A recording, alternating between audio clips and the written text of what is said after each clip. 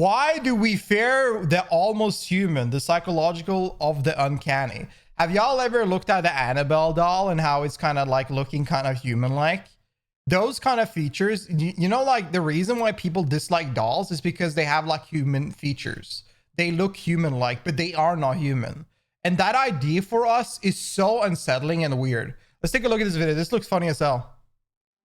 Does something about this feel wrong? The answer is probably yes, but you likely can't explain why. Why do entities that are almost human creep us out more than things that aren't human at all? How's it going, everybody? Welcome back. My name is Chase. Today we're going to be exploring the uncanny. Not just the uncanny valley and why humanoid robots or realistic looking dolls make us feel creeped out, but I want to go a step farther and explore the uncanny as a whole, and instances in life where that same feeling may be invoked. Let's get right into it. Thank you so much for watching, and I hope you enjoy. I don't want to waste time explaining what the uncanny valley is because I feel like most of you guys probably already know by now. It's not exactly a niche thing, it's talked about all the time now online. If you're watching this video, I assume you probably already know what it is. But for anyone who's completely in the dark, the term Uncanny Valley was first used by Japanese roboticist Masahiro Mori. Mori spent the 1960s working on machines that were designed to mimic human movement and appearance. He noticed a trend of people generally responding more positively to robots that were more human-like. But this was only up until a certain point. Eventually, the robots reach a stage where they become too human-like while still having characteristics that clearly identify them as being not human. No, that is nightmare. At this point, people begin to react with extreme discomfort and are very avoidant. Mori took note of his observations in an essay written in the 1970s, and the term the Uncanny Valley was coined. Later in the video, we're gonna get into a few theories about why entities that closely resemble us make us feel this way, but this is why I love the game No, I'm Not Human so much. Because every single character there is so uncanny. They look so distorted and weird. And the game itself is not terrifying or scary.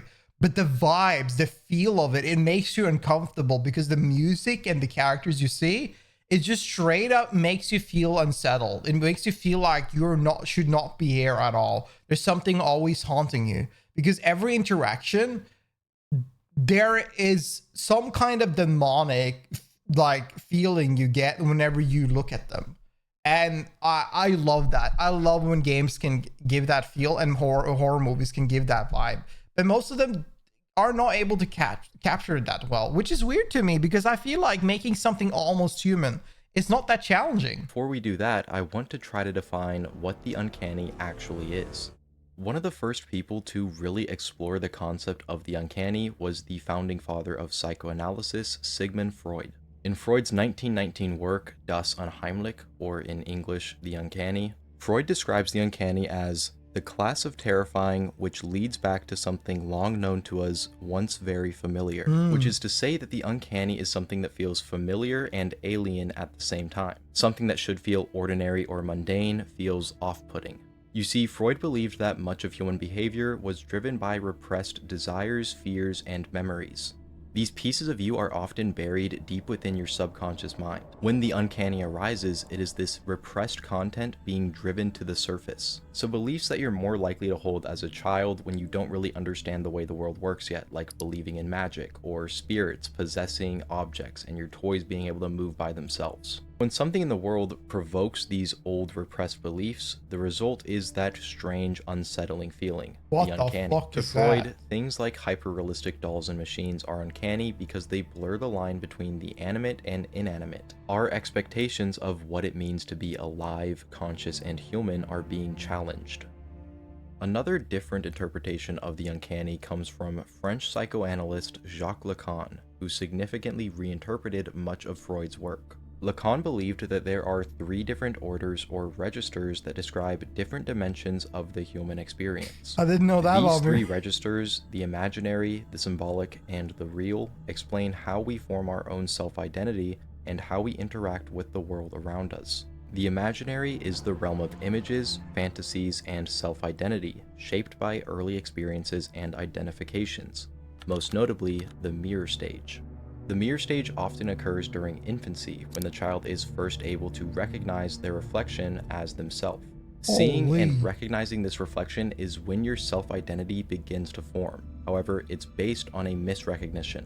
It's kind of that same feeling that you get when you look at old pictures of yourself. Neither a reflection or a picture is actually capable of fully capturing who you are. The second register is the symbolic, and it is the realm of language and social structure. The symbolic shapes the way that we think, speak, and relate to other people. We use language to represent real things, but our unconscious associations shape our understanding. For example, if I were to say the word dog, we both know what kind of animal I'm talking about. But your past experiences shape the way you feel. If you've had numerous bad encounters with dogs, you probably don't like them very much. Those past experiences might invoke a negative connotation around the word. But I've never really had a super negative experience with a dog, so even though we're talking about the same thing, our associations with that thing are entirely different. The real is the final register, and it resists the other two. When I say that it resists the other two registers, what I mean by that is that it cannot be fully put into words or images. The real is experienced when the other two registers are challenged or fractured, most commonly through traumatic experiences, where something that is meaningful to us is taken away or torn apart. Imagine you're walking down the sidewalk with one of your friends, and out of nowhere, a car swerves off the road and hits them, and just like that, they're gone. This would be an encounter with the real. You would be standing there frozen in shock, unable to process what just happened. The other two orders were just ruptured, because there's no way you would ever be able to explain that experience in words or images. Yeah. To Lacan, the uncanny is a glimpse past the symbolic and into the real. You're seeing something that isn't alive, but it almost seems like it might be. The boundaries between what is alive and what's not collapse, and the result is the uncanny. The real is pressing through, something that is outside our comprehension. So does the uncanny creep us out because of repressed childhood beliefs or a glimpse past the symbolic and imaginary orders? Maybe that's a part of it, I'm not the one to say. The uncanny is very hard to define and to put into words, but there have been several other theories proposed as to why we evolved to fear the almost human. Is it so? Is essentially is the idea of this should not be reality? This should not be real in itself. Is that what he's saying? Because like that's how I feel like with the explanation of where like whenever you have like something insane happen to you, it's hard to process it because it happens so fast and you cannot believe your own eye that this is happening, right? So is that the same sense of feel you see if you see whenever you watch something uncanny? The mate selection theory states that uncanny features may signal poor reproductive health or genetic defects. We evolved to be repulsed by the almost human because they could signal low fitness in potential mates. From an evolutionary standpoint, mate selection involves subconscious checks for reproductive fitness. Traits commonly associated with the uncanny, like lifeless eyes. I think he's about to mention Skinwalker in the distant past giving human the instinct to fear uncanny stuff. Dear God, opening stream and seeing the face staring back at the scares me. Yeah. Or pale skin could indicate infertility or developmental issues. These traits unconsciously trigger this feeling of rejection to avoid passing on the weak genes. I'm kind of going to spoil my own beliefs on this. I think that the uncanny is a conglomerate of a bunch of different things. This is one of the only ones that I think I would count out entirely. Because first of all, I see people that I'm not attracted to all the time, and I would not classify them as uncanny or say that I'm repulsed by them. I think it is a matter of something that is familiar, but it is not. I think that is what uncanny is. Like how I process the idea of it is the fact of it's something familiar, but it is not. There's something wrong with it. Like again, I used the doll example at the start, is that the doll has a very many, they have many like human features, but they're clearly not a human, right? And the same goes with the game No, I'm Not Human, right? Like there are creatures there. There are people are human and there are people are not human, but they all look like a human. But in some of them, every single one has distinct visual looks that makes you feel like there is something wrong here. This is not the species we are from. You know what I mean? And I think that's when you get the feeling of uncanny, is that when something should be natural or viewed naturally, but there is like something slightly off. Besides that, I wouldn't be able to look at a male doll or figurine and feel that same uncanny sensation, because I'm interested in women. So I don't think the Uncanny Valley has anything to do with mate selection or avoiding passing on weak genes. Another theory is disease avoidance.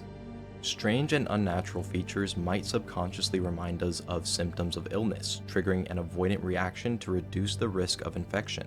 Evolution, of course, favored humans who could detect early signs of illness in others and avoid them. Features like odd coloring and sluggish robotic movement are often found in figures that fall into the Uncanny Valley, but they can also be signs of illness. We may be seeing these features as signs of possible illness, invoking an avoidant reaction. The predator avoidance theory states that the Uncanny Valley may be a side effect of our predator detection systems. A being that looks almost human, but not quite, could set off primal alarm bells of spotting a predator wearing a human disguise. This would also explain why the robotic movement makes this feeling more pronounced, because the jerky unnaturalness of it resembles something pretending to be human. This is the other one that I'm not too sure about because, as far as I know, there's never been a predator that closely mimicked human behavior. Since the Uncanny Valley is a pretty universal feeling, it wouldn't make sense for it to be passed down to everyone if it wasn't benefiting our survival. Obviously, predator detection would be incredibly important to early human survival, but specifically fearing the almost human and human mimics seems a little bit out there. That is a weird thing. Why do we have that? Because we have every single fear we have and feeling we have, there's a natural reason for it. There's a primal reason for it. But where do we find the distinction of uncanny? Because we all feel it, right? We all can have the feeling of something is uncanny. It has a distinct feeling that is nothing like anything else.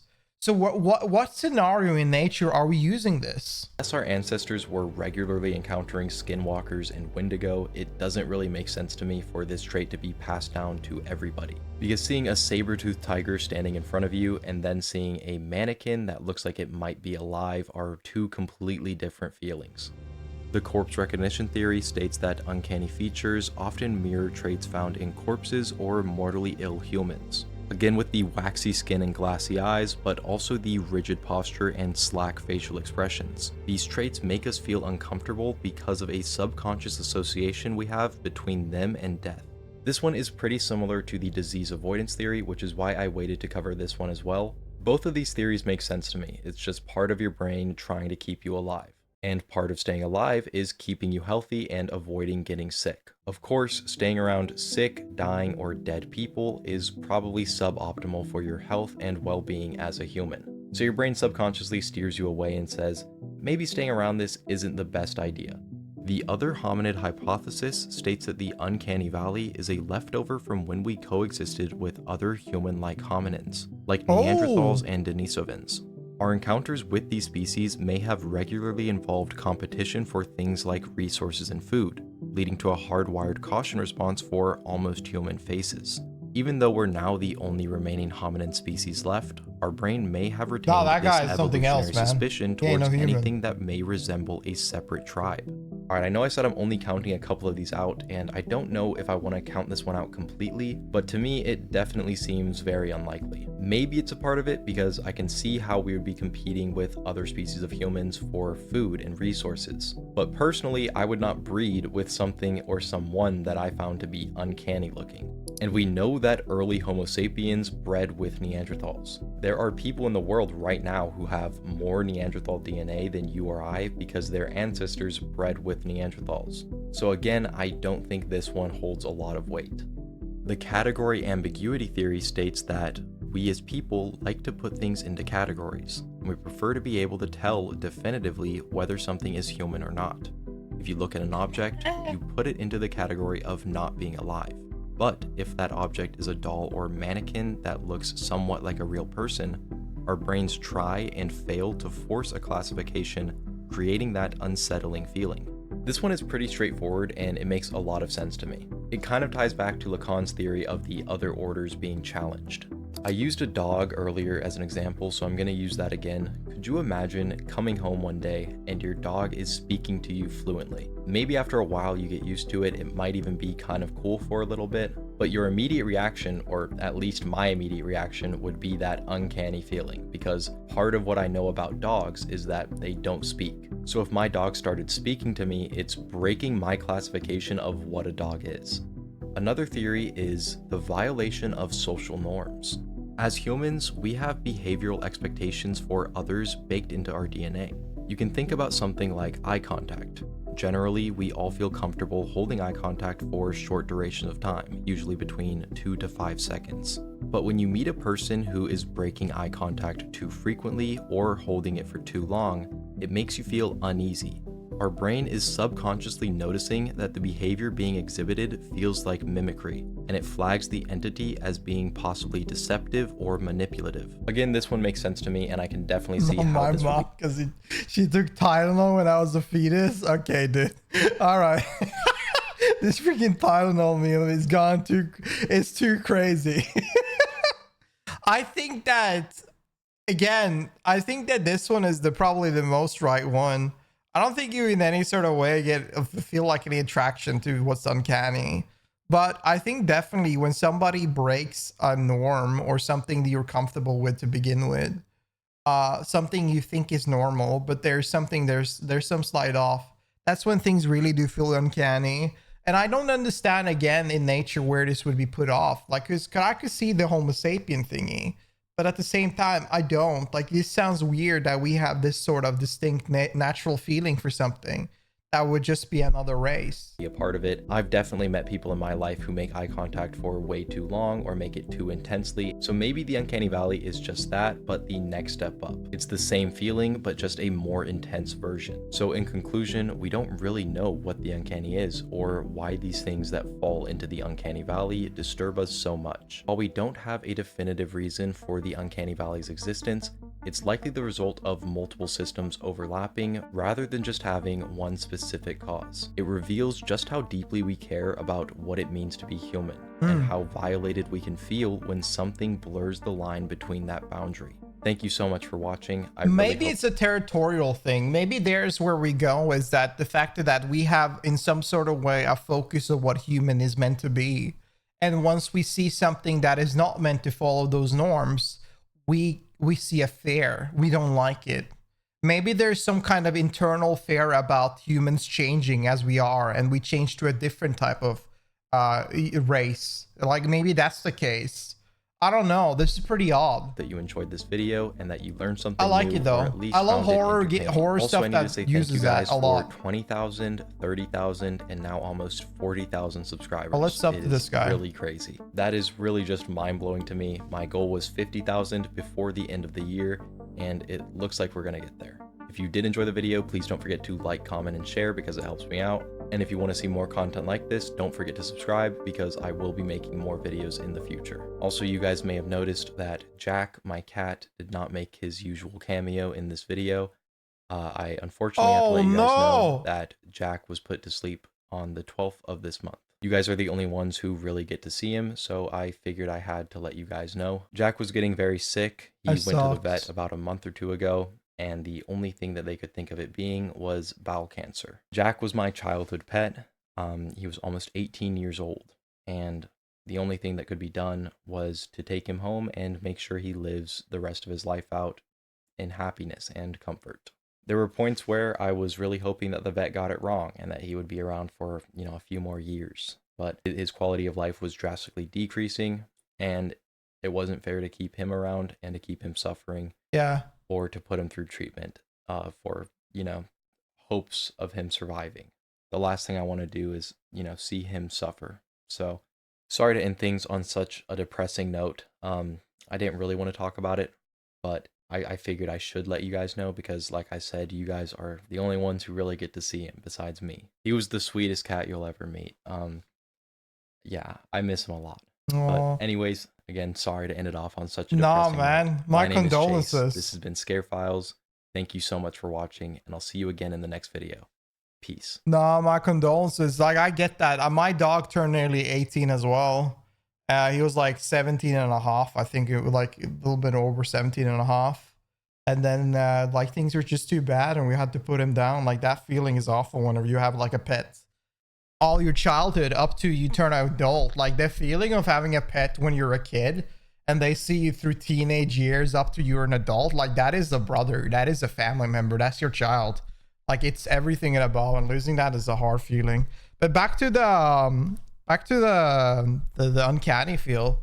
Like, yeah, it's such a unique term, in my opinion. I think it's so special, and I wish that more people would use it in horror genre, because I find it to be one of the feelings that are striking more fair than usual, but it's not often taken advantage of.